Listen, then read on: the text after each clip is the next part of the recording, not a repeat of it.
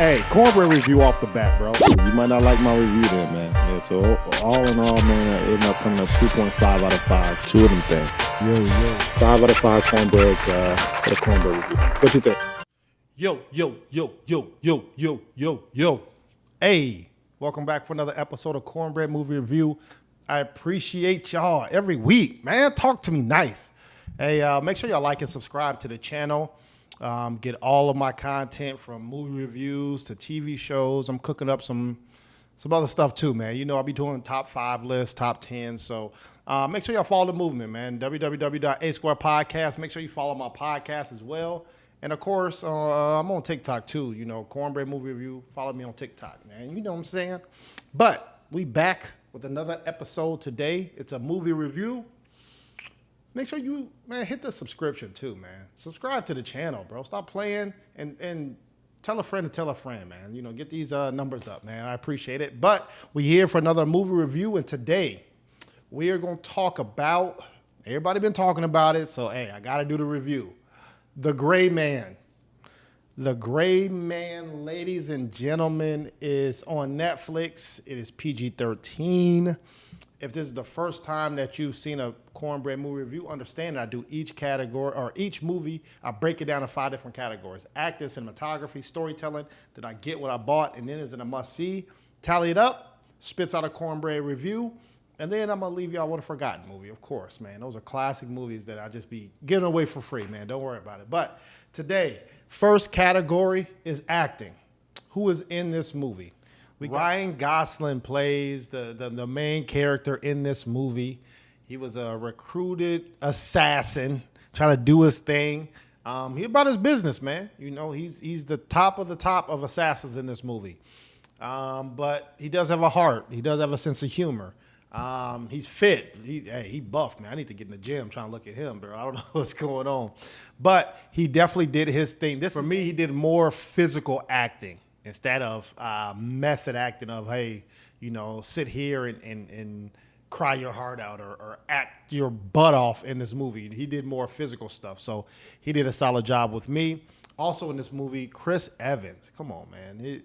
I know he ain't Captain America no more, you know, but he's taking on these other roles. But I think this one is a good fit for him. I know he's always the good guy in a lot of the movies, but in this one, he's the bad guy. He's a psychopath, bro. Everybody hates him, but for some reason, everybody's afraid of him, you know. So he played a good villain to Ryan Gosling's character. Chris Evans also is an assassin as well, with no morals. He'll kill anybody to complete the mission. And you see that time after time in this movie. There's some other good characters as well. Very above average. I think the amount of physical activity that these actors had to do bumps it up some, but there was no really heartfelt scenes that really pulled you in and tugged on your heartstrings and your love strings and stuff like that. So for me, acting overall is going to get a 4 out of 5, just based off of the pure physicality of this. It was very difficult to see some of the stunt doubles. You know, it looked like they did a good bit of acting on this. All right. So next category, cinematography. Now the cinematography, this movie's about less than 2 hours long, so you know it's not a short film. It's a good solid movie, man. 2 hours, and then the budget was $200 million. What? This feels like a full on blockbuster hit, you know, and even though it came out on Netflix. Now I think this movie takes the cake on most locations, so they say in a movie. You got Bangkok, Baku, Monaco, Chiang Mai, Turkey, London, Hong Kong, everywhere else. What movie am I talking about? You already know what movie I'm talking about, man. But that's pretty cool that they've went to different locations, even though I doubt that they went to them. But a lot of locations, a lot of scenery, a lot of different cultures that you get to see. But some places they're only there for like 2 seconds and then the scene switches, you know. But that was just one thing that I noticed in this movie. Also, some other things. This movie's violent. It's not gory, but it's violent for a PG-13 movie, you know. And that's, to me, that's good. Certain movies are like, man, why you just didn't make it rated R and you put limitations on there? But I think they visually accomplished the goal without putting extra blood in there and guts and stuff like that. So kudos to them. Now, there's also a lot of colors, a lot of explosions, a lot of combat. You get even so certain directors, they have like a drone all the time. Like the Michael Bays, they'll have drones that go into the scenes and just move around while the action's going on. This, I didn't feel like it was drones, but a lot of camera work were moving around the actors as they're fighting or dodging or evading certain things. So I always like that you guys feel like you're right in the action. That's always top notch for me. And then, like I said, just the brightness of this movie. Nothing felt like it was dull. It was always upbeat. So for me, cinematography is going to get a 4.5. They look like they spent a lot of money. They did in this category on the feel and how does it look. So kudos to the directors and writers for that. All right, next category, storytelling. So the storytelling at the beginning of the scene, also in cinematography, I really like how the intro, it was like 5-10 minutes, and then they went to like that little like metal painting or metal character, and then they go into the intro. I think that was pretty cool. That was another bonus in cinematography. But this storytelling, as the intro, as I just said, took place in 2003. And then after 2003, Ryan Gosling's character gets recruited, and then now we're back in present day. So 2021, 2022 era, okay? Now, this is about assassins. This story is not original at all. We've seen this a million times where you got somebody works for the CIA, the FBI, Interpol, whoever, and then a op didn't go as planned, and now, like it's in every book, every spy book, and in every movie, the same storyline happens. So that it has to take hits on that. But in this movie, Ryan Gosling's character, developed a hit. He's the hitman, bro. He's a beast, and he's the top one, right? Goes take care of some business, kills agent that's really him, but just a little bit older, takes care of him, gets a piece of property. Now everybody's after him. Now it feels like it's John Wick over again. It's he has no place to hide, people turning on him, but he's fighting for his life, and he has a sense of humor throughout the whole movie, which, it was pretty good. It wasn't over the top comedy. He's serious, and the one thing I did like is he was getting shot, stabbed, you know what I'm saying? He was losing these fights, and I really enjoy that the protagonist doesn't always have to win every situation. Like, come on, man, you're facing 15 people, and you don't get a scratch on you, man. So I do have a problem with that, but in this movie, they kind of counter-wrote towards that. So thank you for that. A couple, I'm not even going to say plot holes, but a couple issues I had is that, you have, you introduce someone's niece into this movie, which is fine, and they gave the little backstory on how he was important to her and she was important to him, right? Cool. But from just paying attention to the movie, it seems like there's 12 of these assassins, right, who are beasts. He's the only good one left, or he's the only one that could get called to protect the niece and protect her grandfather, different things like that. Come on, man. I understand this is let's focus on that. But they right towards it saying, hey, all of them are dead and you're the last one, right? So you won't think that. Or maybe you just open it up for other movies, which I know you are. You're sneaky. You guys are always writing for the next bag, And then two more things that I have an issue with this movie is you have Chris Evans' character, who's the, let's say, top assassin, and everybody's scared of him. But then you have these other assassins going on these missions, and now they're afraid of him. Like, why would they be afraid of him if they the top ones and they feel like they the best, right? It's because it doesn't seem like it was about the backing. It just seems like who's going to kill who.